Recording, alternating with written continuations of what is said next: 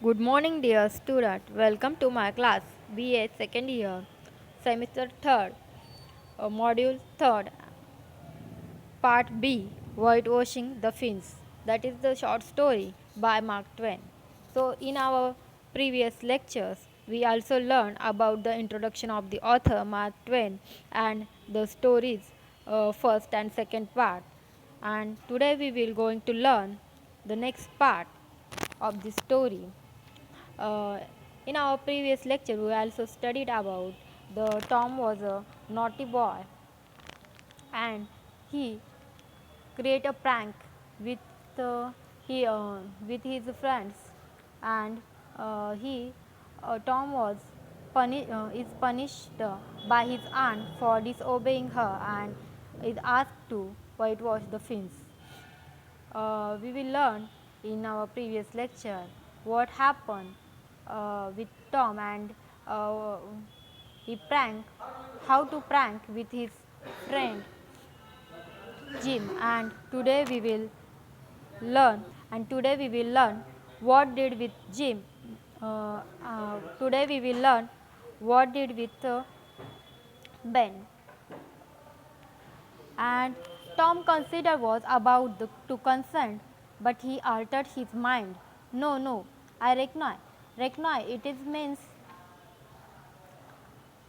rarely on or be sure of doing, having or dealing with. So, Rekna, it wouldn't hardly do. Ben, you see Aunt Paul is awful particular about the fins right here on the street. You know, but if it was the back fins, I wouldn't mind and she wouldn't. Yes, she awful particularly about these fins. It's got to be done very careful. I recognize there aren't one boy in a thousand, maybe 2,000 that can do it the way it's got to be done. No, is that so? Oh, Cam, now. Lemmy, here, Lemmy, sorry, here, Lemmy means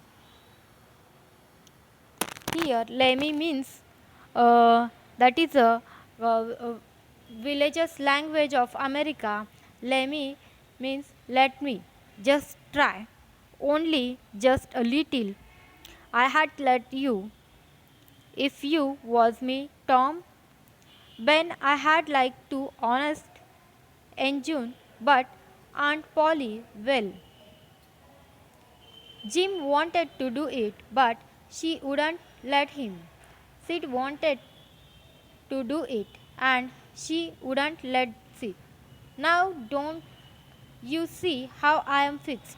If you was to tackle these fins and anything was to happen to it, oh shucks, I will be just as careful. Now here uh, again use the villagers language let me now let me try say I will give you the core of my apple well here no ban now don't I am afraid I will give you all of it tom gave up the brush with reluctance in his face, but alacrity in his heart. Alacrity means brisk or cheerful readiness in his heart. And while the late steamer, Big Misher, worked and sweated in the sun, he retired artist sat on a barrel in the shed close by, dangled his leg. Tangled means hang or swing loosely. His legs munched his apple and planned the slaughters of more innocents. Uh, there was no lack of material. Boys happened along every little while. They came to jeer, but remained to whitewash by the time Ben was extremely tired, fagged out. Tom had traded the next chance to Billy Fisher for a kite in good repair, and when he played out, Johnny Miller brought in for a dead rat and a string to swing it with, and so on, hour after hour.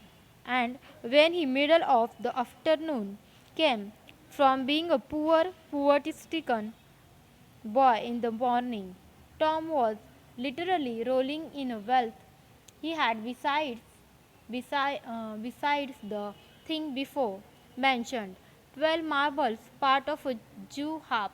Jew's harp means here a music instrument of Jewish people. A piece of blue, then a piece of blue bottle glass to look through, a spoon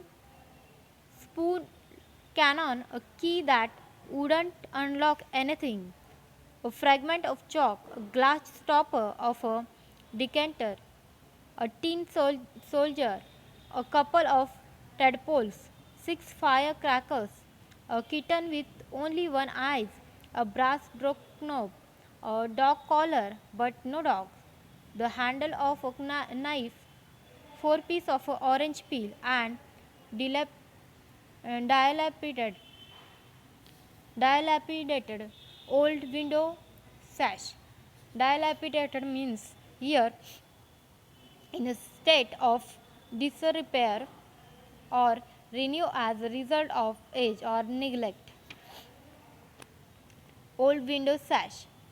He had a nice, good, ideal time all the while, plenty of company, and the Finns had 3 coats of whitewash on it. If he hadn't run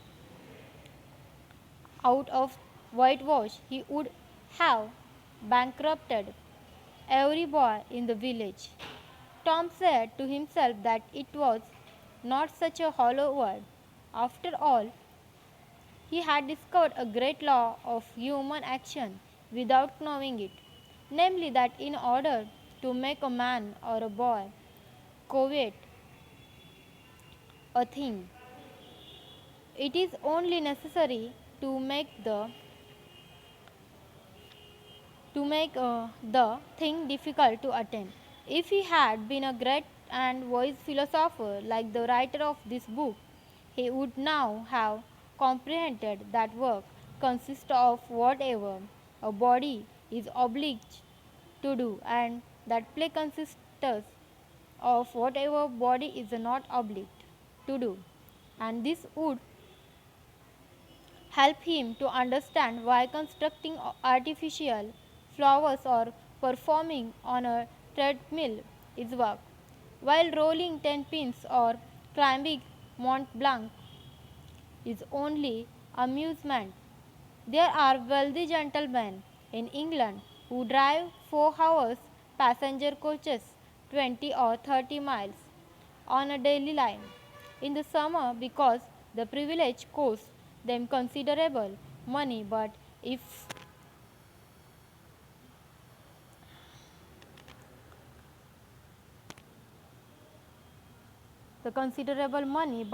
they were offered wages for the service that would turn it into work, and then they would resign. The boy mused a while over the substantial change which had taken place in his worldly circumstances, and then wandered towards headquarters to report. So that is the story of Tom. By he was punished by his aunt, and uh, he is also create a pranks and with his friends, and he complete his punishment with the help of this prank. It was so that time the bright summer Saturday with a pleasant atmosphere, but Tom was not in a mood to enjoy it, as he was given the task of painting the fins. The very sight of the 30 yards long and the 9 feet tall wooden fins whipped away all his enthusiasm and he appeared on the side with a long handled brush and whitewash. Disappear replaced it. He applied the first brush to the fins and inspected the impact. Jim was the first to appear. He had a tin pail of fetch water from the pump some 150 yards away. Tom hated the work like anything, but today it looked attractive because it was a good time pass. So he offered Jim to fetch the water if he would whitewash the fins. Jim was reluctant because he was terribly afraid of strict and harsh Auntie Polly. When Tom offered him a white valet, his determinations began to waver and finally he agreed to paint the fins. But that did not materialize because Aunt Polly arrived and whacked him with, with her slipper. He ran away and Tom got busy with his job. Polly returned home with a feeling of satisfaction. Things looked bleak and suddenly an idea struck Tom. He began to tranquilly paint the fins. The next boy to appear was Ben Roger. He was munching an apple and impersonating a big steamboat. He was the engine, the wheel, the captain, the crew all in one. As he hopped and jumped, he gave various orders to take the boat to the side and enacted it himself. Tom paid no attention to him, even when he came and stopped close to him. Some time passed on and then Tom turned, displaying surprise. Hey Ben, I did not notice you. Ben was the boy whose ridicules were dreaded by all. He told Tom that he planned to go swimming and wondered if Tom would like to join, and at the same time pitied that he had to work. Tom refused to call it work and said that it was joy doing it because boys rarely get such a grand opportunity of painting a wooden fence.